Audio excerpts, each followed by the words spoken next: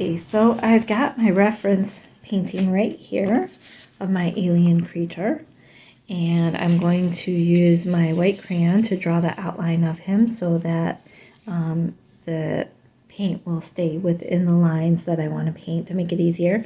And I've also got a red crayon for his eyes right here. So let me see how I'm going to draw him.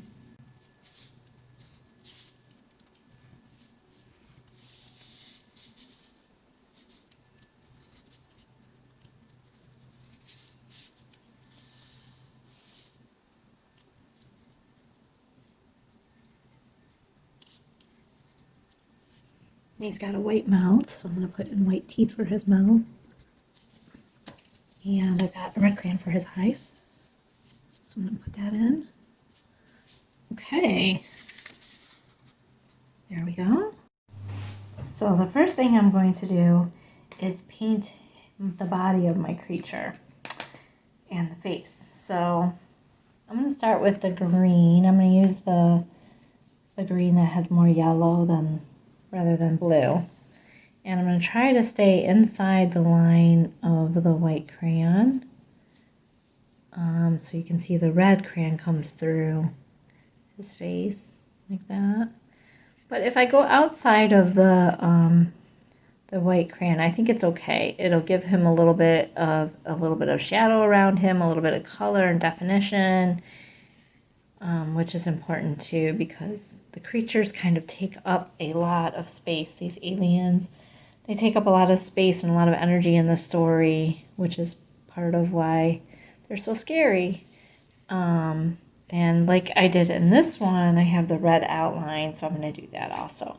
So now that I've got the face in that green, I'm going to add in a couple of some of the blue to sort of give it a little bit of definition and shadow and give it a little bit of depth the way I did in the other one too. So here's where I'm going to put in a little bit of blue. Now this one, this is the part where you're like not really sure how it's going to go, so you just have to sort of play with it, see what happens. Happy mistakes.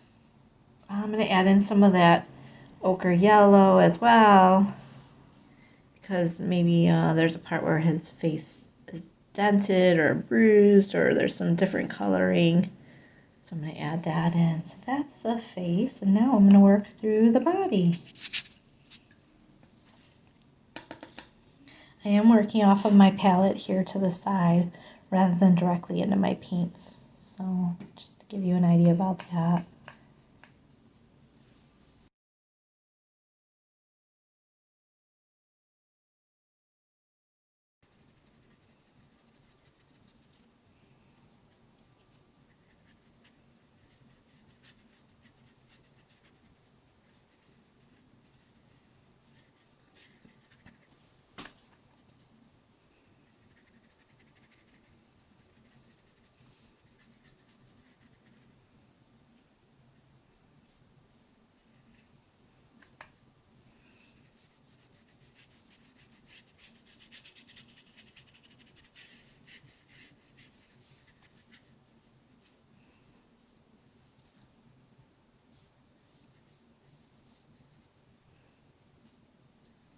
Now I'm using the more blue-green, the green that has tints of blue in it.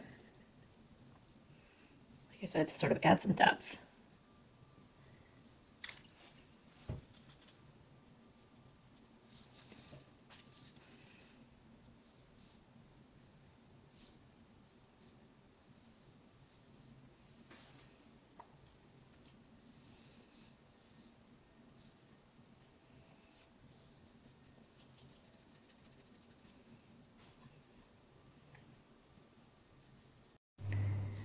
So the alien has dried.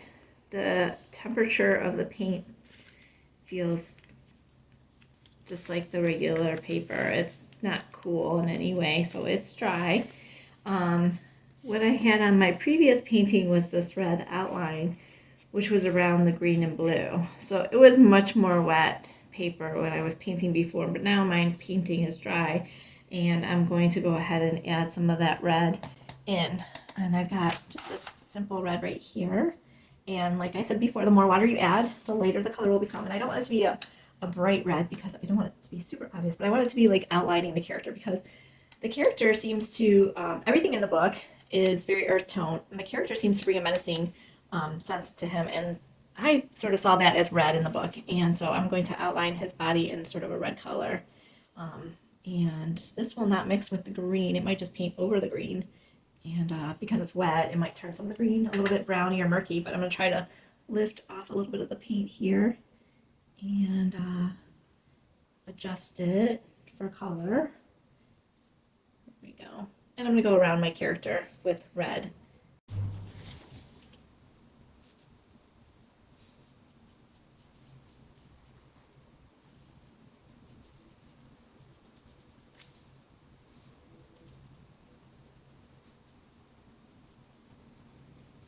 I realize that drawing a line like this makes it very flat, so that's why I'm making kind of a furry outline up here, is to sort of give it a little bit more dimension.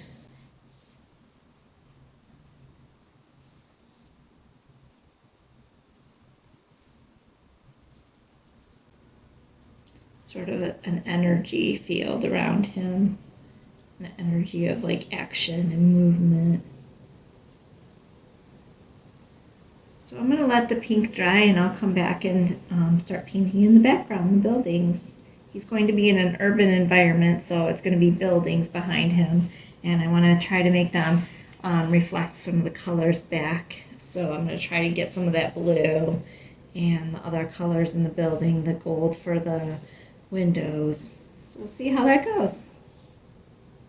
So I'm going to do a wash on the background of my alien to make it gray so that that will be the urban background, and then I'm going to add colors on top of that. I'm going to layer that later. So to do that, I'm going to take some of my blue and mix that with a little bit of black I've got here too in my palette, and I'm going to make just sort of a light gray. I'm going to add more water so that it lightens it up. And I'm just going to put a wash.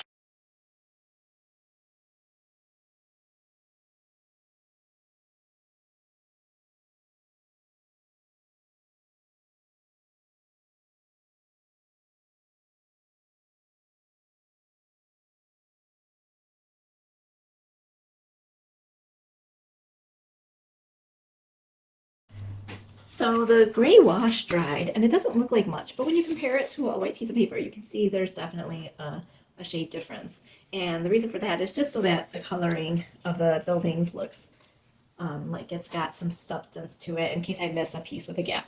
So the next part is to determine where the horizon is behind my character. 2/3 is a good rule for painting and for other things in art.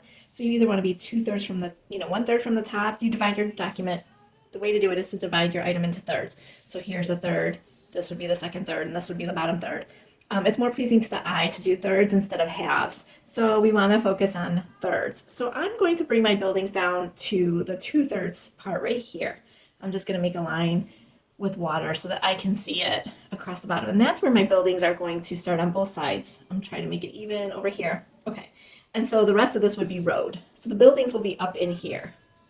That's the behind part because he is in an urban center. So the buildings are going to be more of a gray color, dark gray, and I've got my black in here, and I'm going to just pick some up, and I'm going to draw some blocks, some square blocks, the way I had in this other picture. So I'm going to draw some square blocks. I'm going to have some of the black coming down right here and across, and you can see that's really quite dark. So I'm going to take and add some more water, and I'm just going to use that paint to like go across. And again, it looks more like a wash in this section. I'm holding the paper so that it doesn't go over into the other areas. It's a dark, in my mind, it's a dark space, and it's hard to see. It's not really well lit, so we want the character to be the main part of the focus of the picture, not really the building, so it doesn't really matter the details of the building. But I'm just making some squares here to make different buildings, and maybe this is more of the street behind him. So that's okay to have it open, and I can do some like a street light or something hanging there, but I'm going to keep on working and I'll come back to you. So I painted the buildings and I gave it sort of a three-dimensional look, having this building come down into the alleyway and this building go back into the alleyway also. And I added some yellow for like spots of color where maybe there sunlight is coming in or there might be a light shining in that yellow space. It kind of brightens it up, and you'll notice just by pure mistake it ends up being a triangle because triangles are very pleasing to the eye anyway. Apparently I was just doing that naturally. I didn't even really think about it. So the yellow sort of frames the alien there. Once the colors of the building have dried, I will add in the windows. You can see the building isn't absolutely perfect. There's some blooming here, which I could fix by adding some more water and sort of mushing it around, but I kind of like the way it looks. It makes it look a little bit dingy. Maybe I'll put a garbage can there or something, or just put some windows. Anyway, that's where I am so far, and once it dries a little bit more, I will add in the windows. So I started adding orange windows to my building. They're just little slashes. I can make them more square. I can fill them, join them up, or they can just be like sort of a representation of a window. It doesn't have to be perfect. I've been using orange. Now I'm going to use the yellow. I'm going to grab some of the yellow out of my palette and put that over here. Brighten it up a little bit too. And then I'm going to put some yellow over on the brown side. A little bit of orange to make it stand out. Another thing I think I'm going to do is add some like a blue sheen to it to make it sort of look like steel, like a skyscraper would look steely. So I'm going to do that as well. So this is the end of my alien painting. You can see the brickwork over the building over here ended up being more blue than brown, and the windows are there, and we have the alien in the center. I hope you enjoyed making your own alien with watercolor painting and different techniques. This was based on Last Pick by Jason Walz. I hope you enjoyed making your own alien. Share it with us at the library. We'd love to see it. You can tag us on Facebook or Instagram, or you can send it to us in an email.